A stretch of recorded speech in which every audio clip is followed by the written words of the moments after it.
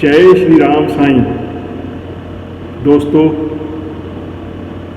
जैसा कि आप देख रहे हैं, मैं अपने चैनल पर हर बृहस्पतिवार श्री साईं सचरित्र का पठन करता था, परंतु साईं कृपा नहीं हो तो कोई भी कार्य संपूर्ण नहीं होता। न जाने क्या अवरोध उत्पन्न हुआ, जिसकी वजह से मैं कुछ समय 2-3 हफ्ते आपके सम्मुख साईं सचरित्र का पाठ लेकर उपस्थित नहीं हो पाया। उसके लिए मैं श्री साईं के चरणों में दंडवत क्षमा चाहता हूँ और आशा करता हूँ कि आप लोग भी मुझे क्षमा करेंगे और मेरा अपना कार्यक्रम नियमित रूप से चलने का आशीर्वाद देंगे। जैसा कि मैं पहले अध्याय 10 तक वर्णन कर चुका हूँ, अब हम शुरू करेंगे अध्याय 11 से। उससे पहले मैं बता दूँ कि यह एक कहानी नहीं है, बल्कि इससे कहीं अधिक है। जैसा मैंने श्री साईनाथ के आशीर्वाद से किया है, मुझे उनके जीवन के कुछ उदाहरण बताने के लिए सम्मानित किया गया है, जो निश्चित रूप से श्रोताओं को शांति और खुशी प्रदान करेंगे। उनके जीवन के अनुभवों को देखकर मैं बहुत छोटा हो रहा हूँ और यह बताने की सोच भी नहीं सकता, लेकिन जब उनकी महिमा किसी को सम्मान देना चाहती है तो कोई भी रोक नहीं सकता।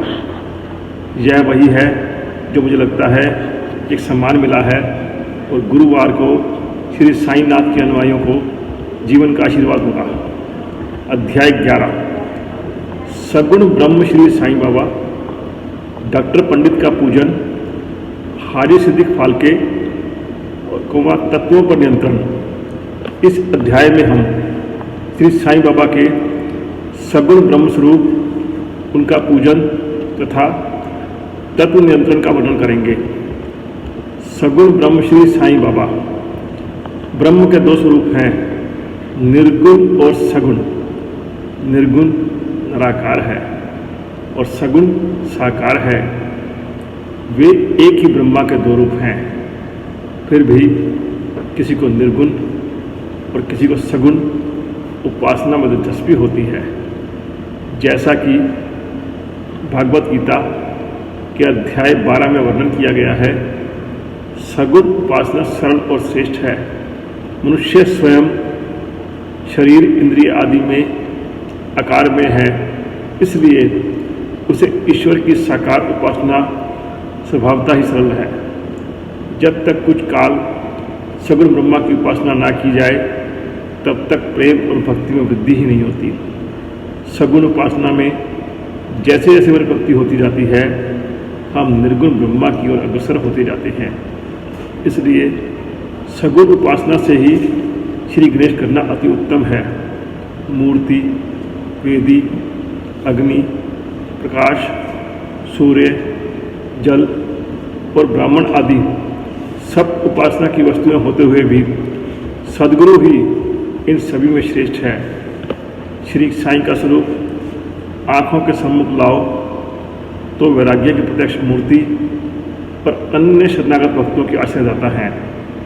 उनके शब्दों में विश्वास कराना ही आसन और उनके पूजन का संकल्प करना ही समस्त इच्छाओं का त्याग है।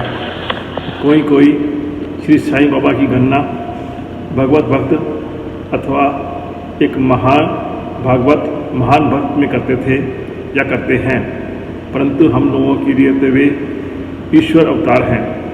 वे अत्यंत क्षमाशील, शांत, सरल और संतुष्ट थे, जिनकी कोई उपमा ही नहीं दी जा सकती। यद्यपि वे शरीरधारी थे और यथार्थ में निर्गुण, निराकार, अनंत और नित्य मुक्त थे। गंगा नदी समुद्र की जाती हुई मार्ग में ग्रीष्म से अनेकों प्रगणियों को शीतलता पहुँचाकर आनंदित करती है। फसलों और वृक्षों को जीवन दान देती है और जिस प्रकार प्राणियों की शुद्ध शांत करती है, उसी प्रकार श्री साईं संत जीवन व्यतीत करते हुए भी दूसरों को सांत्वना और सुख पहुँचाते हैं। भगवान श्री कृष्ण ने कहा है, संत ही मेरी आत्मा है, वे मेरी जीवित प्रतिमा और मेरे ही विशुद्ध रूप हैं। मैं स्वयं वही हूँ। यह अवर्णनीय शक्तियों का या ईश्वर की शक्ति जो कि सत्य, चित्त और आनंद है, शिरडी में साई रूप में अवतरण हुई है। श्रुति तैत्तरीय उपनिषद में ब्रह्मा को आनंद कहा गया है। अभी तक यह विषय केवल पुस्तकों में पढ़ते सुनते थे, परंतु भक्तगण ने शिरडी में इस प्रकार का प्रत्यक्ष आनंद पा लिया है। बाबा सबके आश्रयदाता थे। उन्हें किसी की सहायता की आवश्यकता न थी। उनके बैठने के लिए भक्तगण एक मुलायम आसन और एक बड़ा तकिया लगा देते थे। बाबा भक्तों के भाव का आदर करते और उनकी इच्छा अनुसार पूजन करने देने में किसी प्रकार की आपत्ति न करते थे। कोई उनके सामने चमर जलाते, कोई बाग बजाते और कोई प्रात प्रक्षालन करते थे। कोई इत्र और चंदन लगाते, कोई सुपारी, पान और अन्य वस्तुएं भेंट करते और कोई नैवेद्य ही अर्पित करते थे। यद्यपि ऐसा जान पड़ता था कि उनका निवास स्थान शिरडी में है, परंतु वे तो सर्वव्यापक थे। इसका भक्तों ने नित्य प्रति अनुभव किया। ऐसे सर्वव्यापक गुरुदेव के चरणों में मेरा बार बार नमस्कार है, बार बार नमस्कार है, बार बार नमस्कार है। डॉक्टर पंडित की भक्ति। एक बार श्री तात्या तेंदुलकर के मित्र डॉक्टर पंडित बाबा के दर्शनार्थ शिरडी पधारे और बाबा को प्रणाम कर वे मस्जिद के कुछ देर तक बैठे। बाबा ने उन्हें श्री दादा भट्ट केरकर के पास भेजा, जहाँ पर उनका अच्छा स्वागत हुआ। फिर दादा भट्ट और डॉक्टर पंडित एक साथ पूजन के लिए मस्जिद पहुँचे। दादा भट्ट ने बाबा को पूजन किया। बाबा का पूजन तो प्राय सभी किया करते थे, परंतु अभी तक उनके शुभ मस्तक पर चंदन लगाने का किसी ने भी साहस नहीं किया था। केवल एक मसालपति ही उनके गले में चंदन लगाया करते थे। डॉक्टर पंडित ने पूजा की थाली में चंदन लेकर बाबा के मस्तक पर त्रिपुंडाकार लगाया। लोगों ने मानसचर्य से देखा कि बाबा ने एक शब्द भी नहीं कहा। संध्या समय दादा भट्ट ने बाबा से पूछा, क्या कारण है कि आप दूसरों को तो मस्तक पर चंदन लगाने नहीं देते, परंतु डॉक्टर साहब को आपने कुछ भी नहीं कहा। बाबा कहने लगे, डॉक्टर पंडित ने मुझे अपने गुरु श्री रघुनाथ महाराज धोपेश्वर कर, जो कि काका पुराणिक के नाम से प्रसिद्ध हैं, के ही समान समझा और अपने गुरु को वो जिस प्रकार चंदन लगाते थे उसी भावना से मुझे चंदन लगाया। तब मैं कैसे रोक सकता था। पूछने पर डॉक्टर पंडित ने दादा भट्ट से कहा, मैंने बाबा को अपना गुरु काका पुराणिक के समान ही डालकर उन्हें त्रिपुंडा का चंदन लगाया है, जिस प्रकार मैं अपने गुरु को सदैव लगाया करता था। यद्यपि बाबा भक्तों को अपनी इच्छा अनुसार ही पूजन करने देते थे, परंतु कभी कभी तो उनका व्यवहार विचित्र ही हो जाया करता था।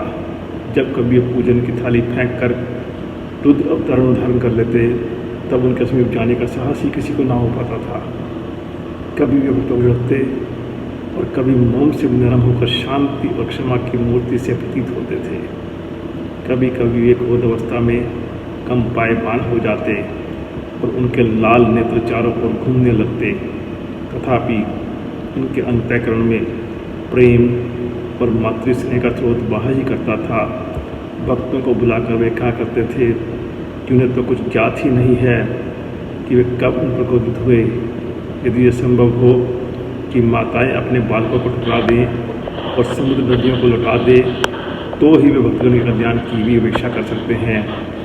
वे भक्तों के समीप ही रहते हैं, जब उन्हें पुकारते हैं तो तुरंत ही उपस्थित हो जाते हैं। वे तो सदा भक्तों के प्रेम के भूखे हैं। हाजी सिद्दीक फाल्के। यह कोई नहीं कह सकता था कि कब श्री बाबा अपने भक्त को अपना कृपा पात्र बना लेंगे, यह उनकी स्वेच्छा पर निर्भर था। हाजी सिद्दीक फाल्के की कथा इसी का उदाहरण है।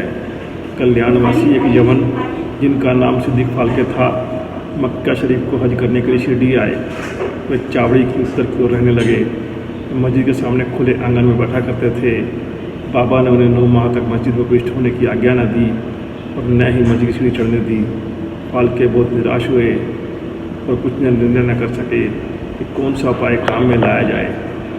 लोगों ने उन्हें सलाह दी कि आशा न त्यागे, श्यामा श्री बाबा के अंतरंग भक्त है, तुम उनके ही द्वारा बाबा के पास पहुंचने का यत्न करो। जिस प्रकार भगवान शंकर के पास पहुंचने के लिए नंदी के पास जाना आवश्यक होता है, उस प्रकार बाबा के पास भी श्यामा के द्वारा ही पहुंचना चाहिए। फाल्के को यह विचार उचित प्रतीत हुआ। उन्होंने श्यामा से सहायता की प्रार्थना की। श्यामा ने भी आश्वासन दे दिया और अवसर पाकर वे बाबा से इस प्रकार बोले कि बाबा, आप उस बूढ़े हाजिद को मस्जिद में किस कारण नहीं आने देते? अनेक भक्त स्वेच्छापूर्वक आपके दर्शन को आया जाया करते हैं, कम से कम एक बार तो उसे सीढ़ियाँ चढ़ने दे, उसको आशीष दें। बाबा बोले, श्यामा, तुम अभी नादान हो। यदि फ़कीर अल्लाह नहीं आने देता तो मैं क्या करूं? उनकी कृपा के बिना कोई भी मंच की सीढ़ियाँ नहीं चढ़ सकता। अच्छा, तुम उससे पूछाओ कि क्या वह 12वीं कुएं पिछली पगडंडी पर आने को सहमत है? श्यामा शिकारात्मक उत्तर लेकर पहुंची। बाबा ने पुनः श्यामा से कहा, उससे पूछो क्या वह मुझे 4 किश्तों में 40,000 रुपये देने को तैयार है? फिर श्यामा उत्तर लेकर लौटे कि आप कहें तो मैं 40 लाख रुपये देने को तैयार हूँ। मैं मस्जिद में एक बकरा हलाल करने वाला हूँ। उससे पूछो उसे क्या रुचिकर होगा, बकरे का मांस, नाद या अंडकोश? श्यामा यह उत्तर लेकर लौटे, यदि बाबा के भोजन पात्र में एक ग्रास में मिल जाए तो हाजी अपने आप को सौभाग्यशाली समझेगा। यह उत्तर पाकर बाबा उत्तेजित हो गए। उन्होंने अपने हाथ से मिट्टी का बर्तन उठाकर फेंक दी और उसकी कफनी उठाए सीधा हाजी के पास पहुँचे और उनसे कहने लगे कि व्यर्थ ही नमाज क्यों पढ़ते हो? अपनी श्रेष्ठता का प्रदर्शन क्यों करते हो? यह वृद्ध हाजियों के समान वेशभूषा तुमने क्यों धारण की है? क्या तुम कुरान शरीफ का इसी प्रकार पठन करते हो? तुम्हें अपने मक्का हज का अभिमान हो गया है, तुम मुझसे अनभिज्ञ हो। इस प्रकार डांट कर हाजी कपड़ा सुनकर हाजी हड़बड़ा गया। बाबा मस्जिद को लौट आए, कुछ आमों की टोकरियाँ खरीद कर हाजी के पास भेज दी। वे स्वयं भी हाजी के पास गए और अपने पास से 55 रुपये निकालकर हाजी को दिए। इसके बाद से ही बाबा हाजी से प्रेम करने लगा और अपने साथ भोजन करने को बुलाने लगे। अब हाजी भी अपनी इच्छा अनुसार मस्जिद में आने जाने लगा। कभी कभी बाबा उन्हें कुछ रुपये भी भेंट में दे दिया करते थे। इस प्रकार हाजी बाबा के दरबार में सम्मिलित हो गए। बाबा का तत्वों पर नियंत्रण। बाबा का तत्व नियंत्रण की 2 घटनाओं के उल्लेख यह अध्याय समाप्त हो जाएगा। एक बार संध्या समय शिरडी में भयानक झंझावत आया। आकाश में घने और काले बादल छाए हुए थे। पवन झकोरों से बह रही थी। बादल गरज रहे थे और बिजली चमक रही थी। मूसलाधार वर्षा प्रारंभ हो गई। जहाँ देखो वहाँ जल ही जल दृष्टि को होने लगा। सब पक्षी शिरडीवासी अधिक भयभीत होकर मस्जिद में एकत्र हुए। शिरडी में देवताओं तो अनेकों हैं, परंतु उनके दिन शायद कोई नहीं आया। इसलिए सभी ने अपने भगवान साईं से, जो भक्ति के भूखे थे, संकट निवारण करने की प्रार्थना की। बाबा को भी दया आ गई और बाहर निकल आए। मस्जिद के सभी खड़े हो गए। कुछ समय के बाद ही वर्षों का जोर कम हो गया और पवन बंद पड़ गया। आंधी भी शांत हो गई। आकाश में चंद्रदेव उदित हो गए। तब सब लोग अति प्रसन्न होकर अपने अपने घर लौट आए। एक अन्य अवसर पर मध्याह्न के समय धूनी की अग्नि इतनी प्रचंड होकर जलने लगी कि उसकी लपटें ऊपर छत तक पहुँचने लगी। मस्जिद में बैठे हुए लोगों को समझ में न आता था कि जल डालकर अग्नि शांत कर दें अथवा कोई अन्य उपाय काम में लावे। बाबा से पूछने का साहस भी कोई नहीं कर पा रहा था, परंतु बाबा शीघ्र उपस्थित हो गए, परिस्थिति को जान गए। उन्होंने अपना सुटका उठाकर सामने खंभे पर बलपूर्वक प्रहार किया और बोले, नीचे उतरो और शांत हो जाओ। सटके की प्रत्येक ठोकर पर लपटें कम होने लगी और कुछ मिनटों में धुनी शांत और यथापूर्व हो गई। श्री साईं ईश्वर के अवतार हैं। जो उनके सामने नतमस्तक हो, उनके शरणागत होगा, उस पर वे अवश्य कृपा करेंगे। जो भक्त इस अध्याय की कथाएं प्रतिदिन श्रद्धा और भक्तिपूर्वक पठन करेगा, उसका दुखों से शीघ्र ही छुटकारा हो जाएगा। केवल इतना ही नहीं, वरन उसे सदैव श्री चरणों का स्मरण बना रहेगा और उसे अल्प काल में ही ईश्वर दर्शन की प्राप्ति होकर उसकी समस्त इच्छाएं पूर्ण हो जाएंगी। और इस प्रकार वह निष्काम बन जाएगा। एक श्री सद्गुरु साईनाथ अर्पण अस्तु। शुभम भवस्तु। जय श्री राम साईं।